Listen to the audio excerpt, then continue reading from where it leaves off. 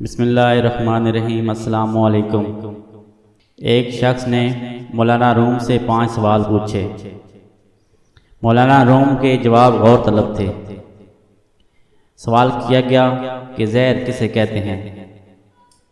मौलाना ने जवाब दिया, हर वो चीज़ जो हमारी ज़रूरत से ज़्यादा हो जहर बन जाती है, खा वो क़ुव्वत या इक़्तिदार हो, अनानियत, दौलत, भूख, लालच, सुस्ती या काहली हो, अज़्म व हिम्मत हो, नफ़रत हो या कुछ भी हो, जो भी चीज़ हमारी ज़रूरत से ज़्यादा होगी वो जहर बन जाएगी।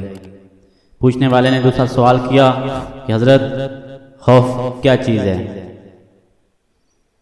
मौलाना ने फरमाया, गैर मुतवक्को सूरत हाल को कबूल ना करने का नाम खौफ है।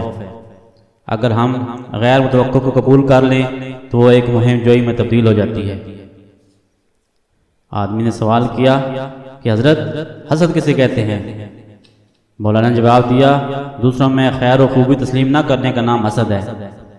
अगर इस खैर को और खूबी को तस्लीम कर लें तो ये रश्क और कशफ में हौसला अफजाई बनकर हमारे अंदर आगे बढ़ने का जज्बा पैदा करता है।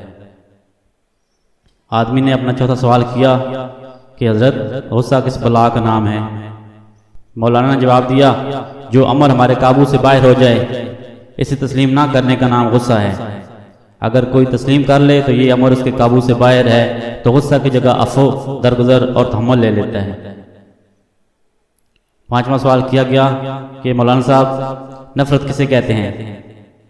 तो मौलाना ने जवाब दिया, किसी शख्स को जैसा वो है तस्लीम ना करने का नाम नफ़रत है। अगर हम गैर मशरूत तौर पर उसे तस्लीम कर लें तो ये मोहब्बत में तब्दील हो जाती है। मैं हूँ आपका दोस्त इब्न आदम। अगर आपने अभी तक हमारा चैनल सब्सक्राइब नहीं किया तो चैनल सब्सक्राइब करें, वीडियो को लाइक और कमेंट करें। अस्सलाम वालेकुम व रहमतुल्लाह।